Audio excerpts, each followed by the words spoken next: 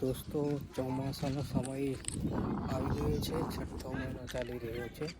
વાતાવરણ બી મસ્ત મજાનું છે. અને જુઓ આ બાજુ બાલ મંદિરમાં બાળકો બેઠા છે. હું તો જઉં છું ચાલતો આ બાજુ. તમે વ્લોગમાં બન્યા રહેજો. આજે શનિવાર છે.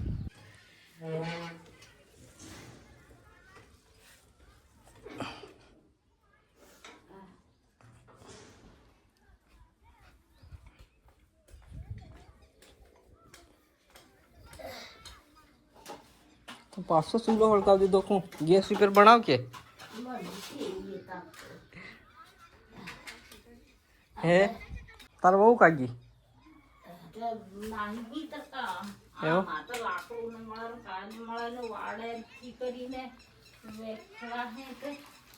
કેમ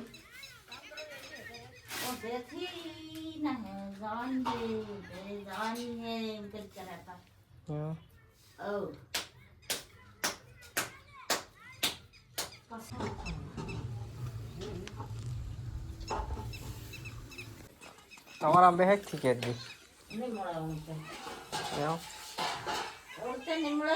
આ અમારું જૂનું ઘર છે. હવે ખંડેર જેવી હાલત થઈ ગઈ છે, જર્જરિત થઈ ગયું છે. એની જે મર્યાદા હતી ટકી રહેવાની એ હવે પૂરું થઈ જવા કરે છે. હવે આ મકાન પડી જવા કરે છે. બહુ જૂનું મકાન હતું. તો આ અમારું જૂનું મકાન હવે એની હાલત ખરાબ થઈ ગઈ છે. કહેવાય છે કે જે આ દુનિયામાં કોઈ કાયમ નથી રહેતો. આવી ગાર પણ માટી પણ જમીન ભેળી એક દિવસ થઈ જવાની છે. તો આપણે પણ એક દિવસ જમીન ભેળા જ થઈ જવાના છે. દોસ્તો જુઓ આ અમારું જૂનું ઘર. અહીં અમે બાળપણ વિતાવ્યું છે.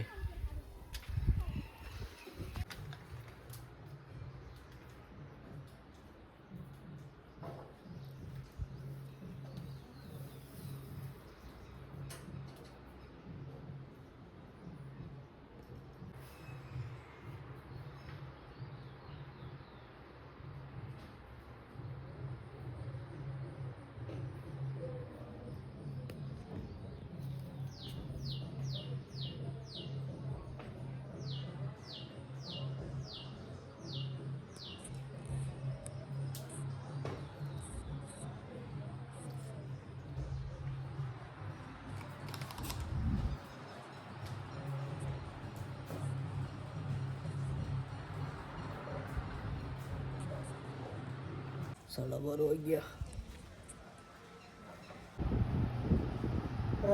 કાલે આવવાની છે. આજે રહેવાની છે. કેટલા કમાયો છે? એટલા બધા? 3 જણા કમાડો પાછું. લાખે લાવ્યો અચ્છા એવું નહીં ગયા 3 મહિના છે. 3 માલિક એટલે 3 મહિના થઈ ગયા. સર મને ખબર નથી. ગોળમાં ખાઈ ગઈ નહીં લવાય.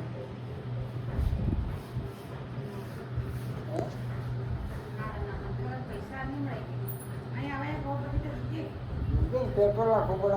અહીં પસાર તો મળે કે હે તો 500 રૂપિયા ફી આવે છે. સિટી હોત 500 રૂપિયા દીધી.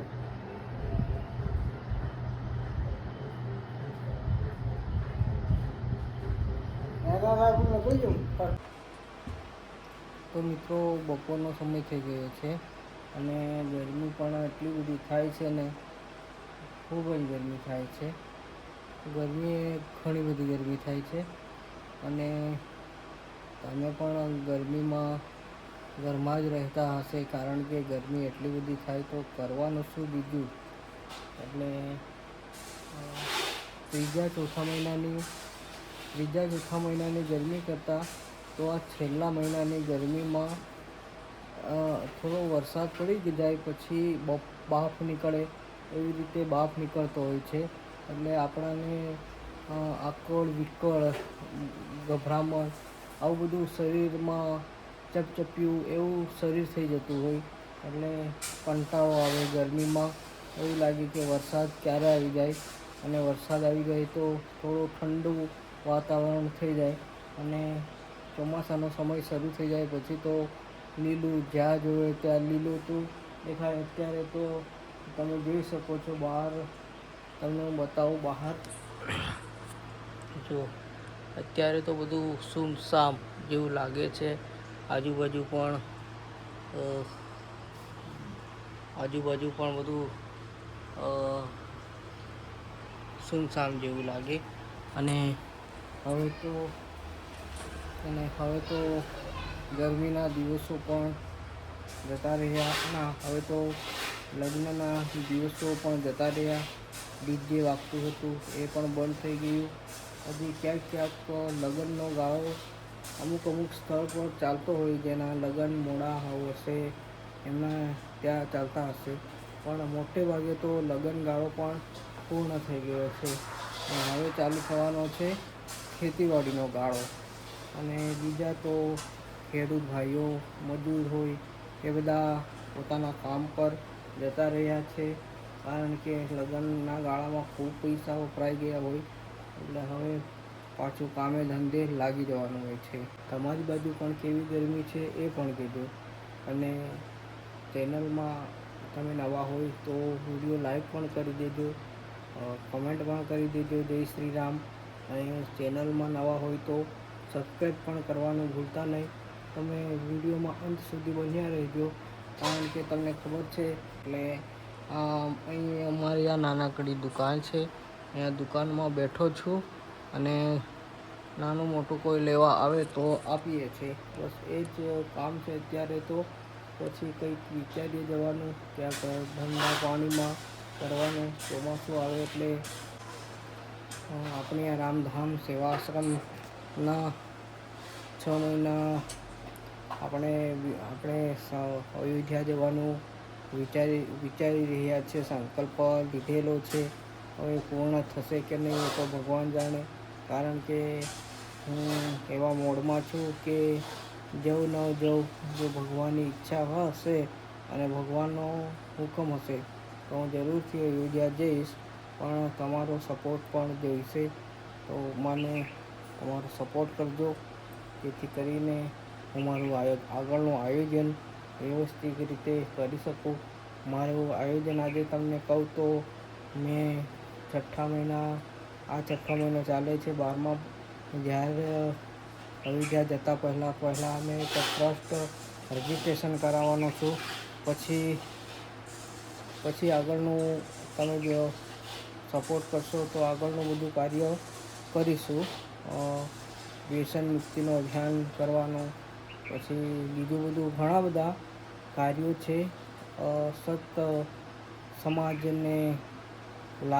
સમાજના કાર્યો છે. એ બધા સારા આયોજનો કરીને બેઠેલો છું.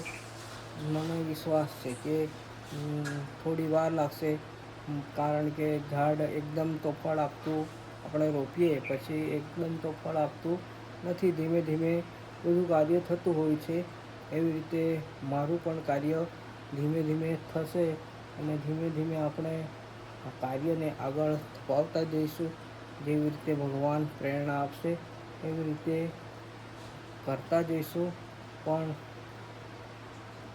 તમારો સપોર્ટ જોઈએ છે, તો નાનકડું એક બટન દબાવી, સબસ્ક્રાઈબનું બટન દબાવી સપોર્ટ કરજો એવી આશા રાખું છું.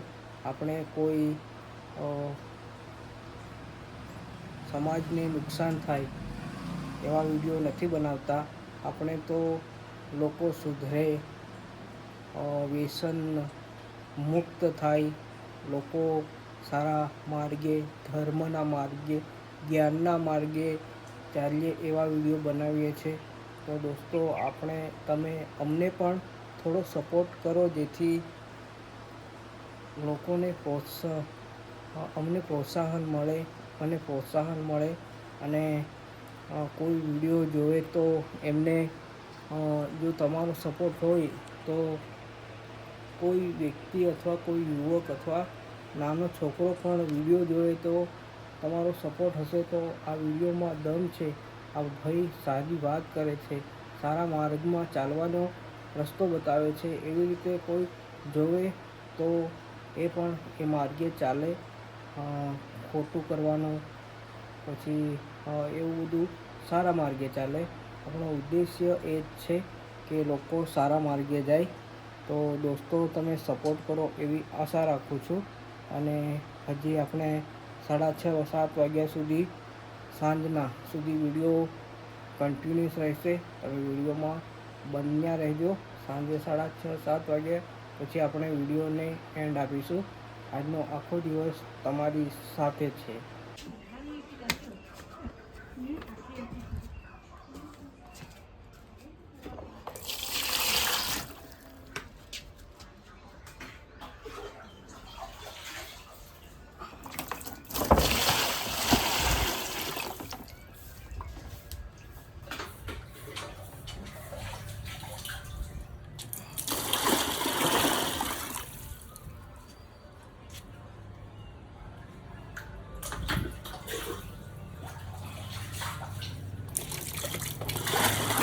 ગાઈસ, હું આવી ગયો છું ધાબા ઉપર અને ઠંડો પવન વાય છે અને 6:30-7 વાગી ગયા છે. જો તમે જોઈ શકો છો હજી પણ અંધારું નથી પડ્યું. મસ્ત નાહી લીધું છે. બપોરે તો બહુ જ ગરમી થતી હતી, શરીર બધું ચપચપાઈ ગયું હતું. અને હવે 7 વાગી ગયા છે એટલે મસ્ત ઠંડો પવન વાવા લાગ્યો છે અને વાતાવરણ બી બિલકુલ મસ્ત મજાનું થઈ ગયું છે. તો ફ્રેન્ડ્સ, આજ આવો હતો અમારો તો દોસ્તો આવો હતો સામાન્ય દિવસ. અને આવી રીતે ઉનાળામાં ગરમીમાં કોઈ કામ ધંધો કર્યા વગર આવી રીતે આપણો દિવસ જતો હોય છે. અને હાલ તો ગરમી એટલી છે એટલે પંખા નીચે કૂલર નીચે સૂઈ રહેવામાં મજા છે. કેમ કે આવા ગરમીના વાતાવરણમાં આપણી હાલત, જો ગરમીમાં તાપમાં કામ કરવા જઈએ તો આપણી હાલત કેવી બને તમે જાણો છો. અને દોસ્તો જો આ છે આપણું નાનું 200-300-500 રૂપિયાવાળું ટ્રાયપોડ. આનાથી હું મોટે ભાગે શોર્ટનો શૂટિંગ કરું છું અહીંયા બેસીને, તમે જોઈ શકો છો.